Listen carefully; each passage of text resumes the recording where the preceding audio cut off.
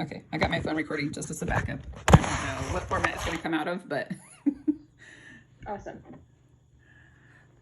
did we just want to jump in? Because I know, Bethany, you have to do your family stuff, which is very important in our very, very Yeah. busy day.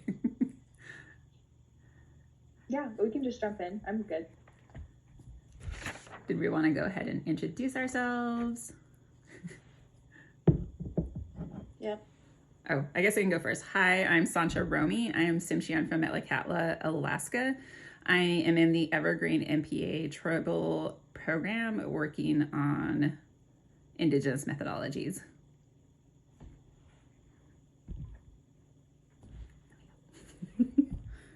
I already did my Oh, you did? introduction. Okay. Yeah. Oh, okay. Hi, I'm Lexi, and I am in the Evergreen MPA program with the Track for Public Policy, and we are currently in the Gender-Based Crime and Justice course through the Evergreen State College. Perfect. Okay. So, and maybe we won't raise hand, like maybe it'll just flow. So we're going to be talking today about the missing and murdered Indigenous women and gender violence and the many things that lead to this outcome. There are many, many systems in government and social media, in media content, in laws, in education, and everywhere. There are so many systems, and especially like white supremacy, that lead to this outcome.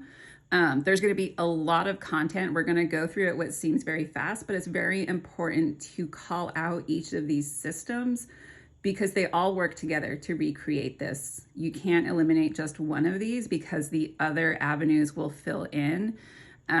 And there's a lot of content that you can then on your own time explore more. So me and Bethany are Native, and we're going to be explaining a lot of these things to Lexi, and there's going to be a lot of humor. There's going to be a lot of facts.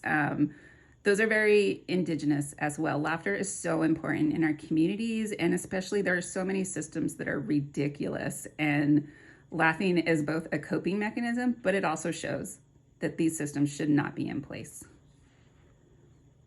Did you want to make a comment on it, Bethany? Yeah, since colonization, this has been impacting our communities, and missing, murdered Indigenous women has been detrimental to our Indigenous communities since time immemorial. And then I guess a little follow through for Indigenous methodologies and especially participatory research is I was sexually assaulted multiple times at a very young age, from the ages of 5 to 8 by my white father, again when I was 9 and again when I was 10. And we didn't have data on this epidemic at that time. And so I thought I was the only one that this happened to. Even though I knew that I was not responsible for any of my assaults, there was still some internalization that I must have done something for this to keep happening when all of the social systems in place were telling me that this was never supposed to happen. And we're going to be talking about data sovereignty a lot because of what that meant when Seattle Indian Health Board released that statistics that 94% of Native women in the city of Seattle had been raped at an average age of 13. I started crying because it validated that there was nothing that I did or could have done to change this. And what does it mean to not have those numbers, to not have control over your story? And data sovereignty is very important to this issue because the numbers, when you try to find the numbers of Native women assaulted, they range from 25% to 94%. And data sovereignty comes into that when Native people come to the communities, when we are asking questions that, first of all, outsiders don't think to ask, and that there's the trust that when we give this data, it's going to be handled respectfully by somebody who knows what's going on, that was so transformative. And that's a lot of what has to happen is Indigenous methodologies, is control over this data and story and how to change it. Yes, as Native crimes have so many intersectionality, especially with this topic. As Sancha just mentioned, our numbers are underrepresented in all categories, and that's why it is so important that we start creating systems that identify what has happened and what continues to happen in our communities.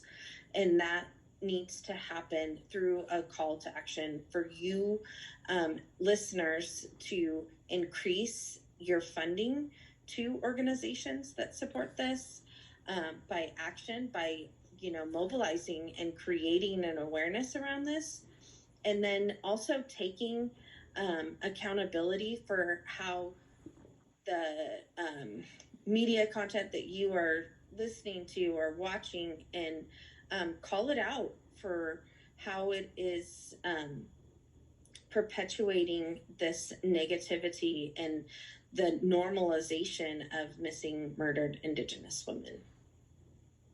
Did you have any questions, Lexi? No. I am just really excited to be a learner in the situation. I think, at least for me, I've heard about missing and murdered Indigenous women and the movement through media, but I've never had a conversation about it. And so, from being an outsider, you get the social media aspects, you get the viewpoint of like, oh yeah, it's here, but like we're not going to pay any attention to it as far as we're going to cover other cases like Gabby Petito, but we're not going to cover missing and murdered Indigenous women cases. And so for me, especially being in the program, I feel like I'm a little more, I see it more than the regular person on the sidewalk, but I'm really excited to be talking to both of you about it. So you beautiful Indigenous, knowledgeable women, and I cannot wait to hear about what you have brought to the podcast. So this might be a tangent, but it's kind of like in response to your question and the ongoing research, and what I'll be working on my capstone is the reason we don't hear about this are very applicable to Eduardo Bonilla Silva's colorblind racism frames. So there's minimalization colorblind racism, and that's where you downplay the issue. And especially by not getting the data. If we don't go and seek the data, we can ignore that it's happening. And there's cultural racism, and that's where you blame people's culture for the reason it's happening. So we get this a lot, that we blame Native people for not, air quote, prioritizing education, even though education is like all you hear about when people talk to kids. You hear that they're out drinking, and that's a reason police don't investigate these right away and quicker when there's a higher chance of recovery of a live person rather than a body. We hear a lot of naturalized colorblind racism, and that's the fallacy that the way things are is the way things should be. And according to that fallacy, like the civil rights movement should never have come about because segregation was legal and everybody should have just accepted it. And then there's the abstract liberalism frame that you try to frame it on neoliberalism and like freedom of choice, but it actually is not really well thought out. And so here we would be like, well, we can't control what Native women are doing. And all four of those allow us to ignore the cognitive dissonance of hearing these types of numbers and insert psychological aspects such as anime and just world theory as a way to shut the conversation down and allow these systems to keep going.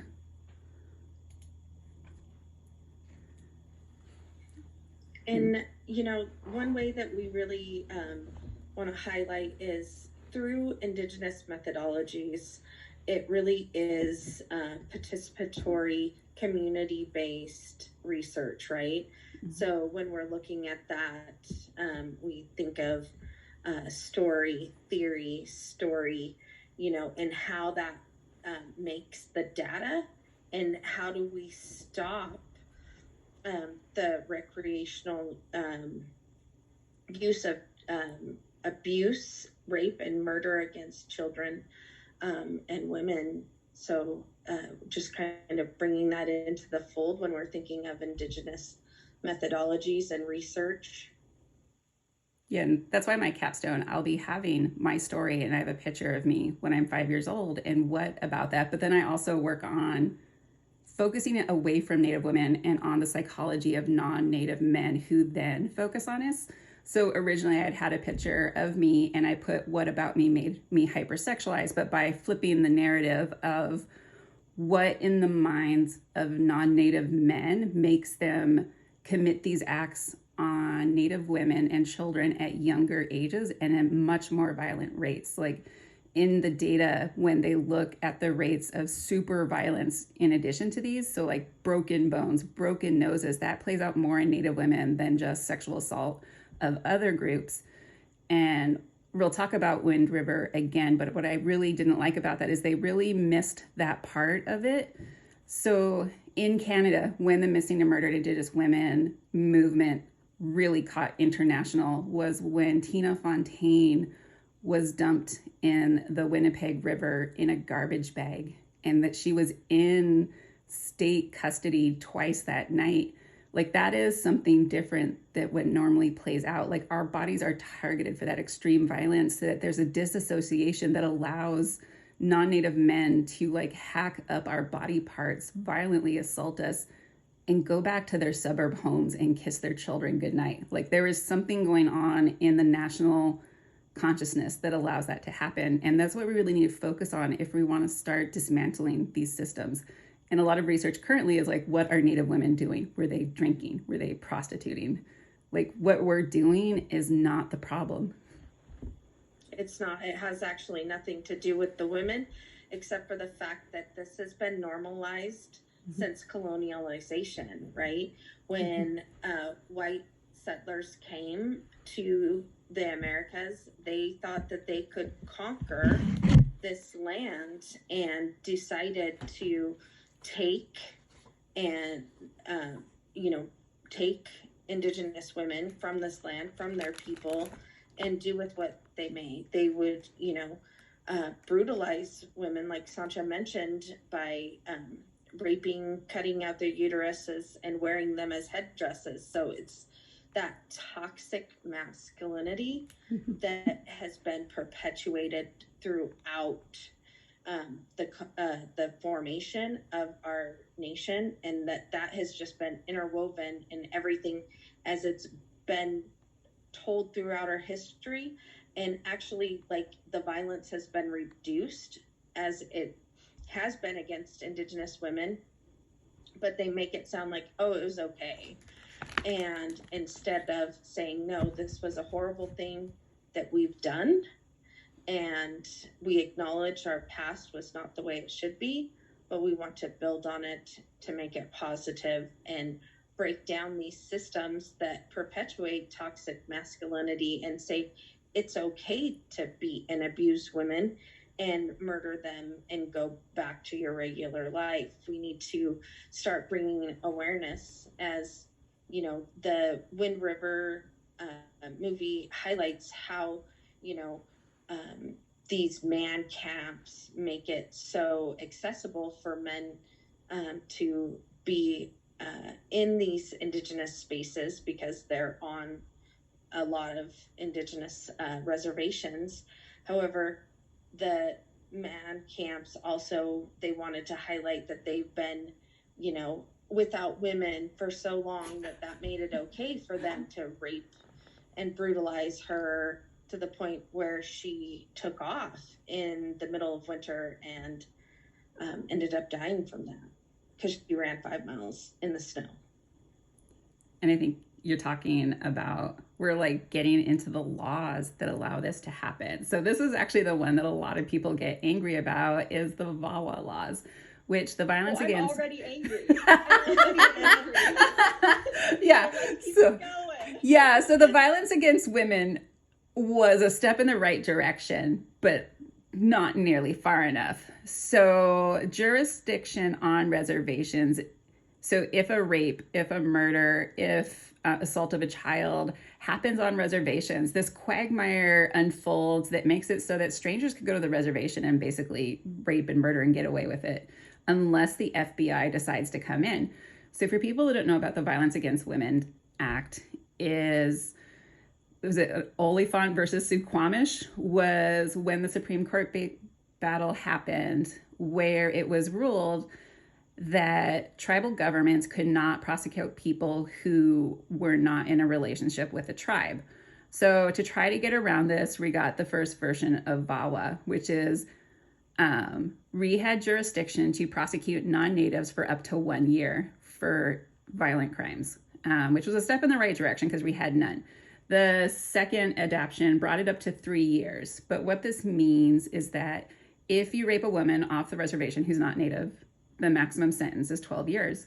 On the reservation, it's 3. So you're getting 75% off a rape on the reservation. But that's only if it applies. So there are quantifiers around this. Is you have to be in a consensual relationship with the Native person or the tribe. So you have to work for the tribe, or you have to be in a consensual relationship with a person you're hurting, which means if you come on the reservation and rape somebody and you didn't know them, there's no jurisdiction. If you assault a child, children cannot consent to a sexual relationship, so that doesn't apply. And so this just causes this massive explosion. You have a question, Lexi? Yeah, I guess I'm just wondering, so when you're talking about how there's like obviously this divide between tribal police and all the other police people. So I'm again angry. Everybody is. This is like everyone's angry. Yeah. But like I guess I just don't understand why there are so many hurdles in this attempt to prosecute. Like I just don't understand, because at least for me, I feel like, you know, this is a huge issue. Mhm. Like in any term, this is a huge issue. So why wouldn't, you know, why is this such a So there's a couple of things. Yeah. One, white supremacy.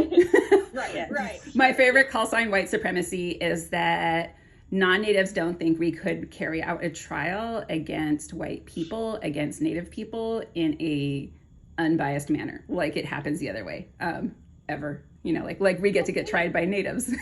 But Yeah. okay, so that's the other thing. It's Yeah. like if you're on tribal land, Yes. sucks to suck. Like, Yeah. Right. Like, you know, Uh-huh. if you're gonna go and you're gonna commit a crime in this instance, like we're talking about rape, sexual assault, abuse, any of the above, you're doing it on tribal land. That's the decision that you made, and That's what I'm like, they consented to be on the land. Why isn't it covered? Yes. If you were conscious of it or not, like, sucks to suck. Like, I mean, it wouldn't be that way. Like, say if I was going to, like, in Olympia, you know, say if I was, you know, heaven forbid, I was raped in Olympia, or someone was raped in Olympia, there would be none of that. It'd be like, oh, well, like, there'd be none of that. Yeah. So Yeah, why- there would be no fighting over jurisdictions. The Yeah. city, if it was within city limits, the Olympia Police Department would take care of it. If it was in county jurisdiction, it would be taken care of by Thurston County. It's a lot different because you have to also think about the tribe's sovereignty, right? Right. And so they want that sovereignty within the land, so they want to be able to have that. But though there has to be a line where if a non-Indigenous person comes on to a reservation, that person is able to be prosecuted to the fullest extent of the law for the crimes they are committing. But what's happening right now is not. They actually get off a lot easier. We all know that, like, rape, sexual assault, any of those are already not being individuals being convicted of those crimes are not being penalized to the extent of the impact they are having on someone else's life, right? Like, so that person who has been assaulted has to wear that forever, right? But if somebody who doesn't, who's doing that, they get to go home and kiss their wife and it's all good. But that doesn't happen for the victim, right? Mhm. So we reward so often in society the perpetrator. We need that to change. And that's why we are calling this to the forefront. And there's a couple of workarounds. Technically, under the Major Crimes Act, the FBI can come in and do that. But somebody from the FBI has to be willing to travel to the reservation. They decline to prosecute in 50% of the cases because they don't want to go out there. And we saw that in the Wind River movie. That was probably the only authentic thing, is that girl drove in from Las Vegas with no winter clothes and expected to leave right away. That happens too. I mean, on my reservation in Alaska, a cousin committed suicide, and the state patrol, which had, of course, plenary powers from 280, which is also another thing that comes in. We don't need to go down that rabbit hole. They didn't want to come to our island and spend the night for the chain of custody, and so they left him unrefrigerated for over a week. By the time he made it back home, he was so decomposed we couldn't have a open casket funeral. We couldn't say goodbye because they wouldn't let us see him right after the suicide. And so we just get that dehumanization of, yeah, the FBI could do it, but they don't want to do it. There's also, Congress has plenary powers, which normally we hate that the Congress technically has 100% authority to terminate a tribe if they think they can get the votes. And that has been in conversation because BAWA expired and they're trying to work on the third passage of it. In that passage, they're looking to expand the 3 years to 5 years. And when they are talking to Congress in hearings, when Sarah Deer, who wrote the book about rape on the reservation and talked about a lot of these things, they asked her, what would it take to fix this today? And she's like, Congress could authorize full 12-year authority to the tribes if they voted for it. But they don't, because they don't trust us. And some conservative politicians are actually trying to get the 3-year revoked so that tribes don't have jurisdiction. And then also there is the McGirt case. So the McGirt case was a great win for Indian country. It was a sad case because it was a case involving a pedophile. It was a Native man in Oklahoma in traditional territory, but not in the technically current territory. They brought that case to the Supreme Court. And the big win is that the reservation was never officially reduced. They just kept implying it was reduced and implying it was reduced and implying it was reduced. And so the big win is that nobody in Congress ever voted to reduce this reservation. The state kept implying it, and therefore the original 50% of Oklahoma is still technically Native territory. And Sarah Deer did write an amicus brief in support of this. She was very sympathetic that this was a case where the victims would have to re-testify again, but she talked about, and we haven't even talked about allotment that makes this worse. So on top of a reservation, there's allotment, where this was a period where they attempted to unofficially get rid of reservations by giving everybody a plot of land. And if there was plots left over, they sold it to white people. And then the reservations were brought back because they were technically never reduced. And so we have private property on reservations, and those private property that are in the hand of non-natives don't cover tribal jurisdiction. And they're not covered either by off-tribal jurisdiction. So when people are on fee, it's called fee land or trust land. So when people are on fee land and they call tribal police, I'm being raped, I'm being murdered, they literally have to go down a phone tree that says, whose property are you on? And they're like, is that fee or trust land? Like literally screaming you're being murdered or raped. And then they're like, are you Native or is the other person Native? And after you go through this process, a lot of people were having to say like, we're going to call the federal police. We're sorry. And so allotment led to that, like where there's just this black holes all over reservations. And a lot of reservations are over 90% fee land. So like the Puyallup Reservation is mostly fee land. So that little digression is because Sarah Deer supported the McGirt case, even though it was a sexual violence case, because that meant that when people call now, that fee land is now tribal jurisdiction again. So they would no longer have to do the phone tree, and they would be able to send people out there based on allotment. McGirt. The phone tree? It's just phone tree. The yes. freaking phone tree. Like, yeah. I feel like we keep on coming back to this phone tree thing. And I'm just like, yeah. And there's a part of me that, because I am white, I'm just like, why can't we just get our freaking crap together and just go help people when they need it? Yeah. And then there's the other part of me that is just like, I live in LaConner, and so we do have allotment. Like I distinctly can tell you where that is. Like, and everyone knows where it is. But I never understood what that meant. Everyone always talked about it, and I was like, I don't know what that is. But there is actually parts of the county where you have like the reservation fire department, and then you have the town fire department. And if you're living at a specific place, town fire department can't respond. Yeah. And think I of think this that's- as, yeah, like, so when you're thinking about a fire, you know, there's that. But thinking, like Sancha mentioned, this woman is being brutalized, right? And the police are not responding because it's not their jurisdiction. That is why we need to be contacting, you know, our legislature and saying, hey, you need to get behind this bill, and it needs to be to the extent of any other jurisdiction and have the 12 years. That's why we need to be contacting, you know, Secretary Deb Haaland of the Department of the Interior to really, she was put in that role for reasons, right? And let's get that support moving in that direction. Yeah, and the phone tree thing, it actually goes so more extreme that even the attackers call tribal police because they know they can't do anything. Can't do anything. They'll like ask just another sting on top of that. And the reason tribal law gets so convoluted, even more, so then people come in and they're frustrated when they come into our electives and they're learning about tribal law for the first time. This is why we all have to be lawyers. It's like this because judges and lawyers are not required to take any American Indian or tribal law before they go into practice, and they get to rule on it and create precedents. So even though they don't know anything about yes. So now we have. I know the listeners can't see me right now, but my head is back against my couch, and I'm literally asking whatever's up there in the universe why this exists.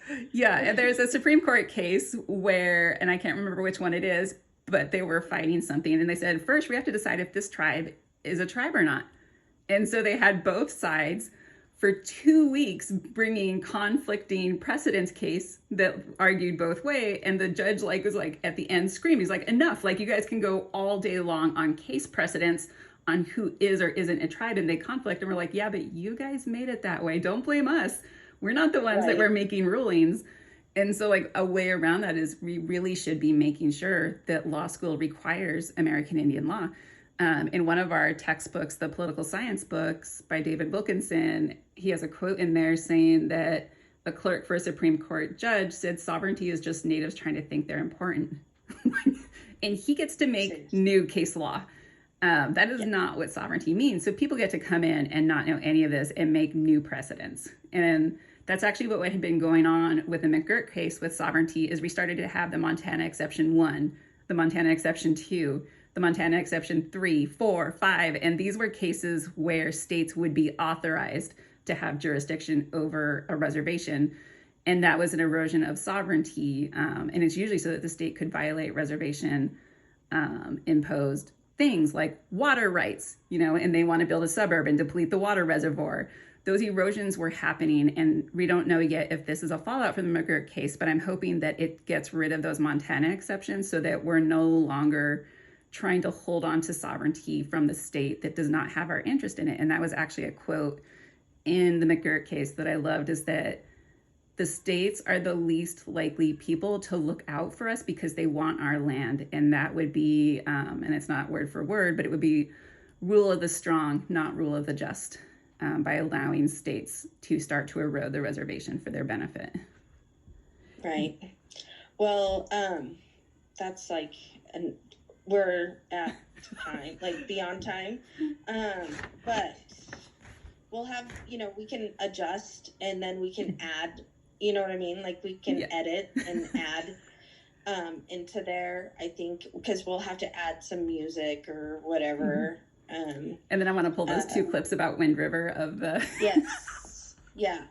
And then we can also at the end do cite the references and stuff like that for the content. But I think overall we've got a really good start, and then we can edit to see where we end up. How does that sound? Good. I'm so tired. Plus, I really have to get going. Yeah, I know. And I'm so sorry. Yeah, and that's great. You can see where it starts to unravel. It's like the rabbit hole keeps going and going and going, and it doesn't make sense, and we need to stop that. Stopped. Okay, so I stopped the recording. So what I'll do is I might just take a portion of the recording from this, because I don't think I'm going to be able to copy and paste it over from Facebook, Bethany. Okay. But that's okay, because we have more than enough to work with.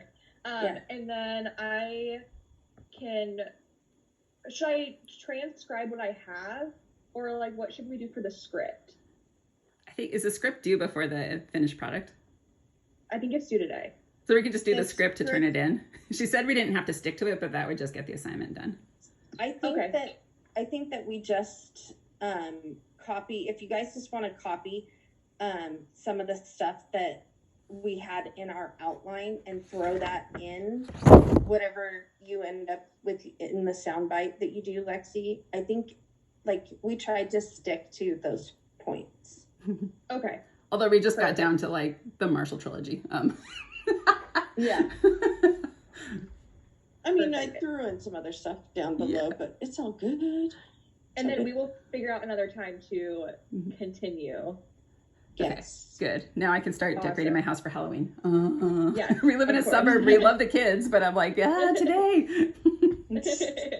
Well, you guys have a Thank- great Halloween, and thank you. Thank you so much. Thanks, and good luck with your granddaughter, Bethany. Thank you.